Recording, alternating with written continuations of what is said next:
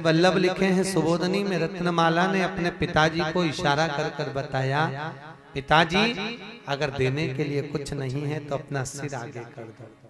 याद रखना, एक बेटी ही ऐसी होती है जो अपने बाप को कभी दुखी नहीं देख सकती है, कभी भी।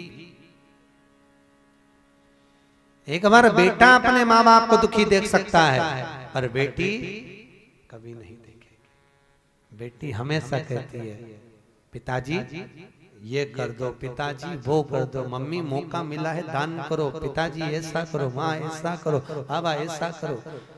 एक बार बेटा दुखी देख ले, बेटी नहीं। बेटा जन्म लेता है तो ढोलक बेटी नगाड़े बजते हैं, और बेटी जन्म लेती है तो सास चूल्हा के पास रोती है, माँ पलंग पे पड़ी पड़ी रोती है। बेटी हो, पर ईमानदारी से बोलो, बेटा एक कुल को तारता है और बेटी दो कुल को। बेटा माँ को प्रिय होता है और बेटी बाप को प्रिय होती है। हमेशा याद, सबसे ज्यादा अगर बाप बेटे को इतना स्नेह नहीं करता जितना बेटी को करता है, बेटी से अधिक प्रेम होता है। किस्मत वाले होते हैं जिनके घर में एक बेटी होती है, और कोटि किस्मत वाले होते हैं, बहुत प्रबल किस्मत वाले, जिनके घर में दो बेटियां होती हैं। और उस बाप का तो भगवान विष्णु भी लेखनी नहीं लिख सकते जिसके घर में 5 या 7 बेटियां होती हैं, वो तो किस्मत से भी परे होता है। भाग्यवान जिसके घर में 5-7 बेटियां, भाग्यवान, उसका तो भगवान नारायण भी किस्मत नहीं लिख सकता। इतना प्रबल किस्मत वाले होता है वो बाप जिसके घर में 5-6 बेटियां हो, 7 बेटियां। और याद रखना, बेटी कभी बाप पर बोझा नहीं होती, कभी नहीं होगी। बेटी जन्म लेती है तो बाप की किस्मत बना देती है।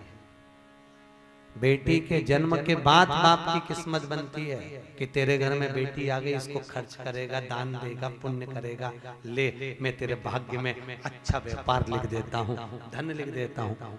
किस्मत।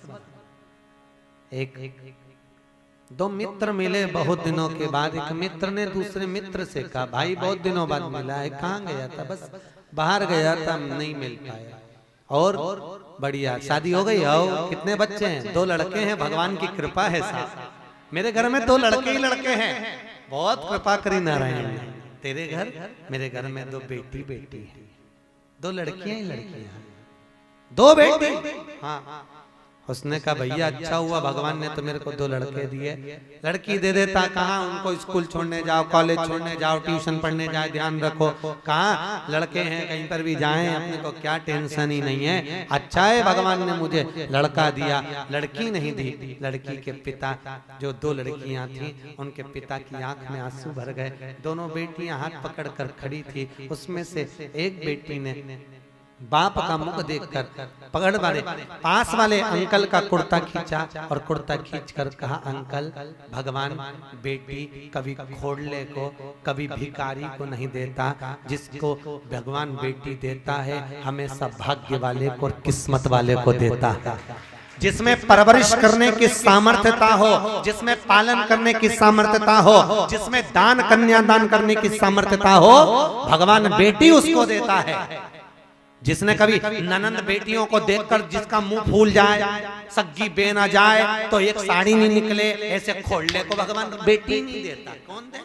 जा उधर। कभी दान नहीं करा, पुण्य नहीं करा, सत्कर्म नहीं करा, कभी अठन्नी निकले बेन बेटियों के नाम से, तो ऐसे खोड़ले को कौन लड़की देगा? भगवान भी नहीं देता। भगवान बेटी उस घर में देता है जिसमें पालन करने की सामर्थ्यता हो, भगवान उसको बेटी हर किसी को देता। कभी कभी देखना, बहुत गरीब व्यक्ति, उसके यहाँ 2-3 लड़कियां हो जाती हैं। बहुत गरीब बड़ा, उसके घर में 2-3 लड़कियां हो गई, 4 लड़कियां हो गई। क्यों? भगवान किसी पैसे वाले का देता, परंतु उस गरीब को दे रहा। क्यों? क्योंकि इसको पालन करने की सामर्थ्यता है।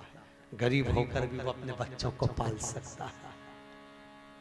स्वामी विवेकानंद वैष्णो देवी की सीढ़ियां चढ़ रहे थे। एक किसान, एक गांव का व्यक्ति अपनी बेटी को कंधे पे लेकर चढ़ रहा था, सीढ़ियां चढ़ रहा था। स्वामी विवेकानंद ने कहा, बाबा आपको बेटी का बोझा लग रहा होगा, आपकी बेटी को मैं अपने कंधे पर बिठा लेता हूँ, इस बेटी को मैं वैष्णो देवी के मंदिर में दे दूंगा।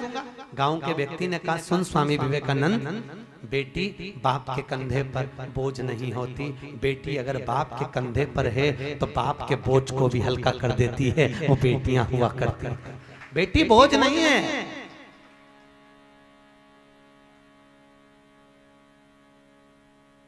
बेटा मां को प्रिय होता है और बेटी बाप को प्रिय होती है। लोग कहते हैं बेटी की विदाई में सबसे ज्यादा मां रोती है। सुबोधनी कहती है बेटी की विदाई में सबसे ज्यादा बाप रोता है, सबसे ज्यादा रोता है बाप। और अपनी पत्नी से कह देता है इसकी विदा हो रही है, इसके सामने में जा नहीं सकता, जो इसको लगे सब दे दे, इसको जो जो अच्छा लगता हो वो दे दे। बेटी की विदाई सबसे भारी होती है जिसमें बाप रो देता है। क्या नहीं देता, सब कुछ लुटाता, ले जा, दे दो, सब दे दो, उसको जाना है दे दे। पराए गांव बहुत दूर अगर बेटी को ब्याह दिया जाए ना, तो माँ बाप बेटी का मुंह देखने के लिए तरस जाते हैं, देखने के लिए तरस जाते हैं।